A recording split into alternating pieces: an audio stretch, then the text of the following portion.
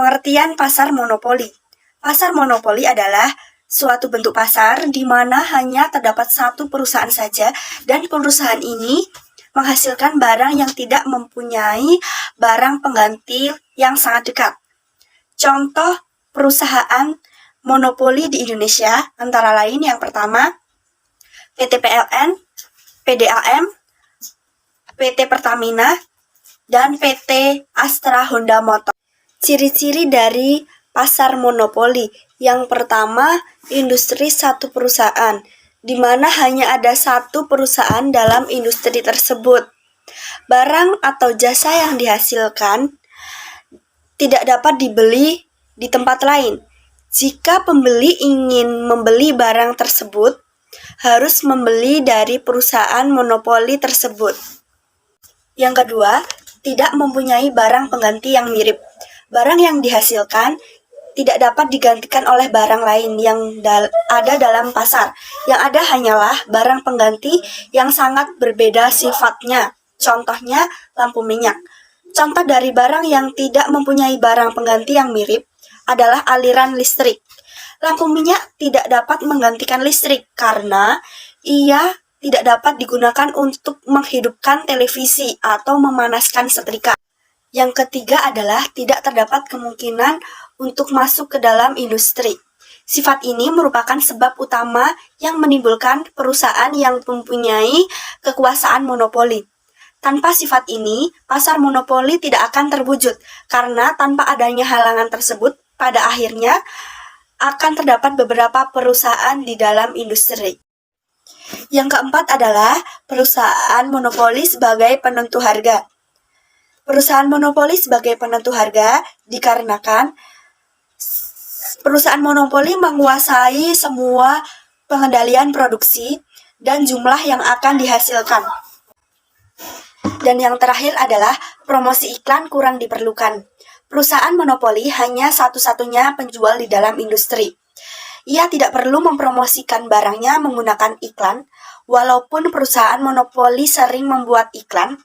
Iklan tersebut bukan bertujuan untuk menarik perhatian pembeli, tetapi memelihara hubungan baik dengan masyarakat. Faktor yang menimbulkan pasar monopoli. Yang pertama, memiliki sumber daya yang unik. Adanya monopoli adalah pemilikan sumber daya yang unik yang tidak dimiliki oleh orang atau perusahaan lain. Monopoli juga dapat berlaku apabila suatu perusahaan menguasai seluruh bahan mentah yang tersedia. Contohnya perusahaan Permata De Beers Company di Afrika Selatan. Hampir semua pertambangan di dunia dimiliki oleh perusahaan tersebut. Yang kedua adalah dapat menikmati skala ekonomi. Skala ekonomi maksimum apabila tingkat produksi sangat besar jumlahnya. Pada waktu perusahaan mencapai keadaan minimum, jumlah produksi adalah hampir menyamai jumlah permintaan yang wujud di pasar. Sebagai akibat dari skala ekonomi, perusahaan dapat menurunkan harga barangnya apabila produksi tinggi. Pada tingkat produksi yang sangat tinggi, harga adalah sedemikian rendahnya, sehingga perusahaan baru tidak akan sanggup bersaing. Keadaan ini mewujudkan pasar monopoli. Dan yang terakhir adalah kekuasaan monopoli yang diperoleh melalui peraturan pemerintah. Di dalam Undang-Undang Pemerintah terdapat peraturan tentang kekuasaan monopoli. Penentuan pemaksimuman keuntungan di pasar monopoli ada dua cara, yaitu dengan menggunakan angka dan menggunakan grafik. A. Menggunakan angka, produksi, harga, dan penjualan. Cara memperoleh hasil penjualan marginal, yaitu pada produksi pertama, hasil penjualan total 18.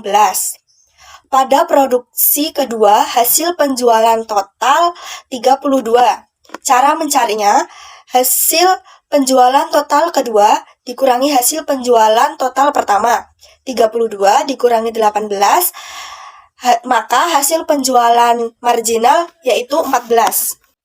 Apabila harga barang menjadi semakin menurun pada waktu jumlah produksi semakin meningkat, maka 1. Hasil penjualan total akan mengalami pertambahan, tapi pertambahan itu semakin berkurang apabila produksi bertambah banyak. Setelah mencapai satu tingkat produksi tertentu, pertambahannya akan menjadi negatif. 2. Pada umumnya, hasil penjualan marginal nilainya lebih rendah dari harga. Menggunakan angka dengan pendekatan hasil penjualan total dengan biaya total. Tabel ini membandingkan hasil penjualan total dengan biaya total. Dapatlah ditentukan keuntungan yang diperoleh atau kerugian yang dialami. Cara menghitung keuntungan, yaitu biaya total dikurangi hasil penjualan total.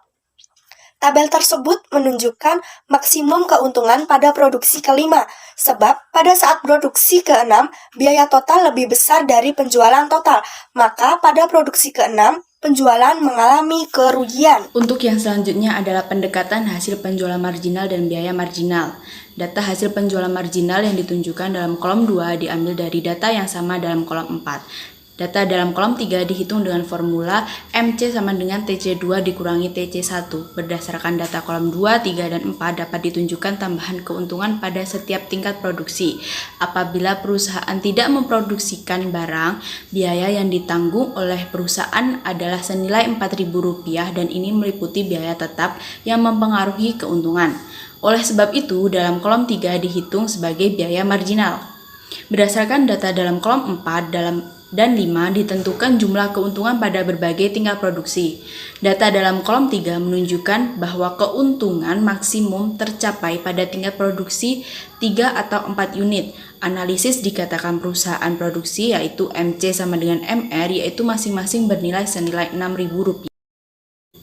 Untuk yang selanjutnya adalah kurva permintaan, penjualan total, dan penjualan marginal. Pada kurva tersebut, jumlah produksi sebanyak 5 unit hasil penjualan total terus mengalami kenaikan, dan kenaikan tersebut adalah pada tingkat yang semakin menurun.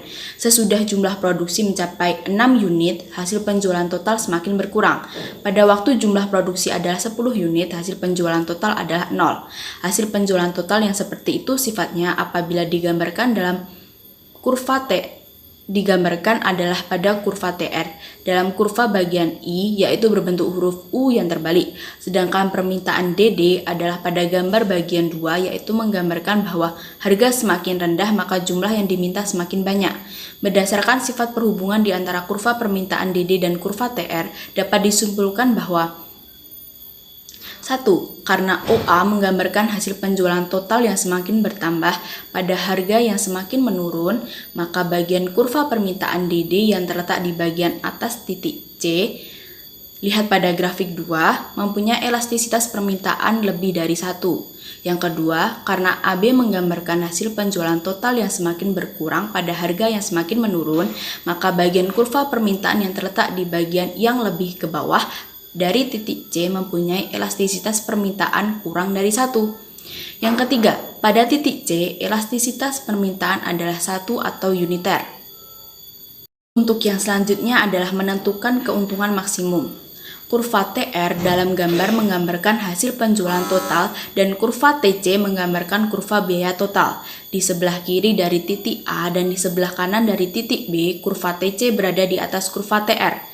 Keadaan ini berarti biaya total melebihi hasil penjualan total, yaitu kedudukan yang merugikan perusahaan. Keuntungan yang dinikmati apabila TR dikurangi TC lebih dari 0 dan ini berlaku di antara titik A dan B. Perbedaan maksimum apabila garis tegak di antara kurva TR dengan TC adalah yang paling panjang. Oleh karena CD merupakan jarak TR dan TC yang paling panjang, maka tingkat produksi yang akan memaksimumkan keuntungan adalah 4 unit. Pada gambar menunjukkan cara untuk menentukan tingkat produksi di mana keuntungan maksimum dicapai dengan menggunakan pendekatan hasil penjualan marginal sama dengan biaya marginal atau MR sama dengan MC. Kurva AC, MC, D sama dengan AR, MR dibuat berdasarkan kepada bentuk kurva-kurva tersebut. Kurva MR dan MC berpotongan pada waktu tingkat produksi sebanyak Ki unit. Hasil produksi total adalah OP dikali OKI atau sama dengan OPAKI. Sedangkan biaya total adalah OC dikali OKI atau sama dengan OCBKI. Dengan demikian keuntungan maksimum ditunjukkan oleh kotak PABC. Apakah perusahaan monopoli mengalami keuntungan berlebih tanpa kerugian? Semua perusahaan termasuk perusahaan monopoli dapat melalui keadaan. Yang pertama, mendapat untung lebih normal.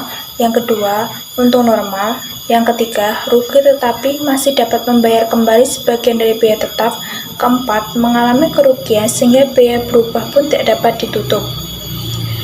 Pada gambar kurva tersebut, keadaan di mana monopoli tidak mendapatkan keuntungan, tapi tidak juga menderita kerugian atau dapat untung normal, yaitu hasil penjualan sama dengan biaya total.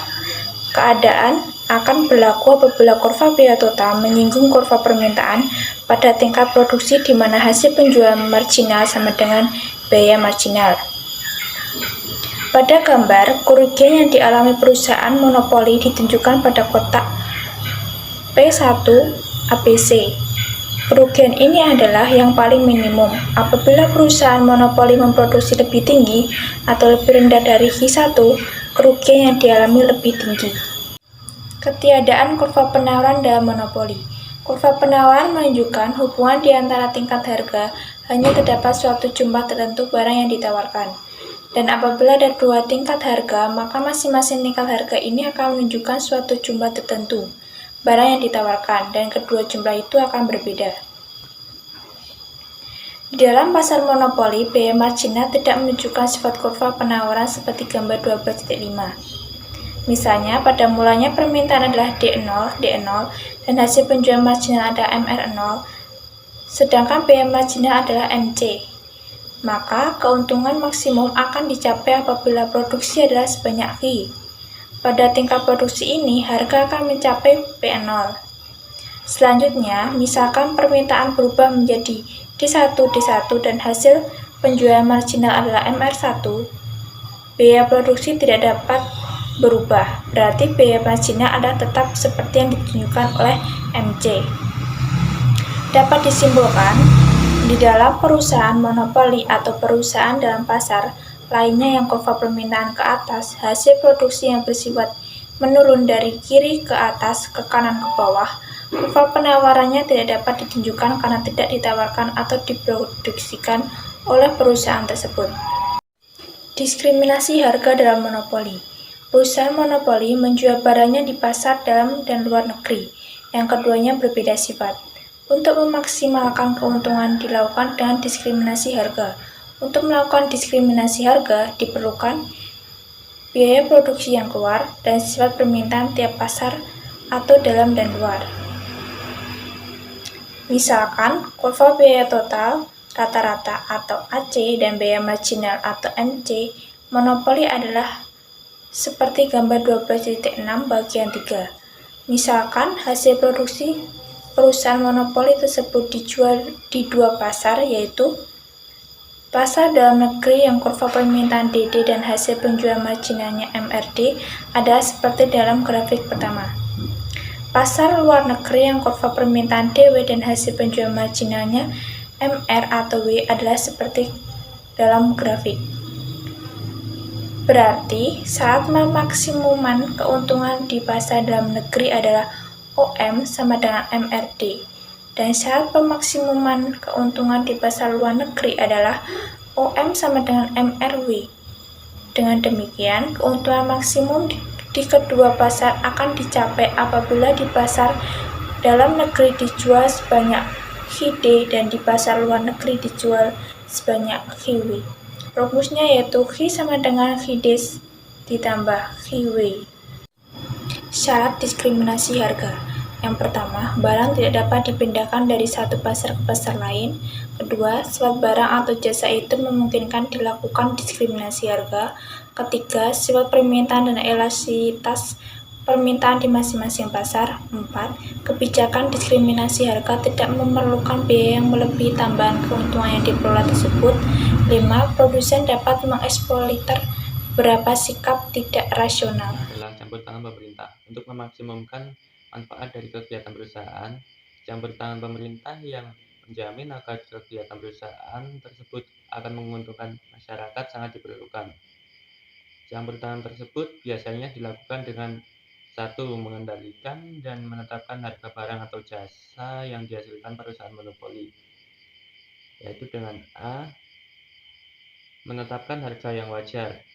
Dengan itu meringankan beban para konsumen barang yang dihasilkan monopoli tersebut. B, dengan menetapkan harga pada tingkat di mana harga sama dengan biaya rata-rata atau P sama dengan AC, yang berarti harga yang ditetapkan haruslah mencapai tingkat P dan monopoli akan memproduksi sebanyak Q. Dengan memproduksi sebanyak Q, perusahaan monopoli akan mendapatkan untung normal, yaitu keadaan di mana hasil penjualan total sama dengan biaya total. Yang kedua, yaitu memberi subsidi. Apabila pemerintah menetapkan produksi pada keadaan di mana biaya marginal sama dengan harga, perusahaan akan mengalami kerugian. Dalam keadaan seperti ini, pemerintah akan memberikan subsidi. Selanjutnya adalah perbandingan efisiensi monopoli dan persaingan sempurna. Pada gambar tersebut ditunjukkan bahwa DD dan penawaran SS di dalam pasar persaingan sempurna. Dengan demikian, harga adalah PS dan jumlah barang yang diperjualbelikan di pasar adalah IS. Telah diterangkan bahwa I kurva penawaran pasar persaingan sempurna adalah gabungan kurva biaya marginal perusahaan-perusahaan. Dengan demikian, SS sama dengan sigma MC dan II setiap perusahaan memperoleh keuntungan normal. Berarti harga adalah sama dengan biaya produksi per unit yang paling minimum. Berdasarkan perbandingan antara keadaan di pasar persaingan sempurna dan monopoli, dapat disimpulkan bahwa 1. Persaingan sempurna menggunakan sumber-sumber daya yang lebih efisien daripada monopoli. Kedua, harga dalam monopoli lebih tinggi dari harga dalam persaingan sempurna. Ketiga, jumlah produksi dalam pasar persaingan sempurna lebih tinggi daripada monopoli. 4. Biaya produksi per unit dalam monopoli adalah lebih tinggi daripada persaingan sempurna. Kedua, yaitu biaya produksi berbeda. Pada gambar tersebut ditunjukkan efek dari biaya produksi yang berbeda di antara pasar persaingan sempurna dan monopoli terhadap harga dan jumlah produksi dalam monopoli. Kurva DD menggambarkan permintaan di kedua pasar. MC adalah biaya marginal dari kedua pasar apabila dimisalkan biaya produksi adalah sama. Dan MR adalah hasil penjualan marginal dalam pasar monopoli. Dengan demikian, maka I produksi dan harga di persaingan sempurna adalah IS dan PS, dan II produksi dan harga di monopoli adalah IM dan PM. Yang maksimum akan dicapai monopoli apabila produksi sebanyak IN, dan tingkat produksi itu harga pasar akan mencapai PN. Ini menunjukkan bahwa I harga dalam pasar monopoli lebih rendah dari pasar persaingan sempurna, dan II jumlah produksi dalam pasar monopoli adalah lebih rendah. Selanjutnya adalah monopoli dan kesejahteraan masyarakat. Monopoli menimbulkan akibat yang buruk bagi kesejahteraan masyarakat dan distribusi pendapatan yang tidak merata. Monopoli memperoleh keuntungan yang lebih dari normal dan hanya bisa dinikmati oleh pengusaha monopoli dan pemegang saham yang umumnya berpendapatan tinggi atau menengah. Sedangkan kaum yang relatif miskin tidak memperoleh apapun dari keuntungan monopoli. Yang ada hanya mendapatkan harga yang tinggi hingga mencekik akibat aktivitas pasar monopoli.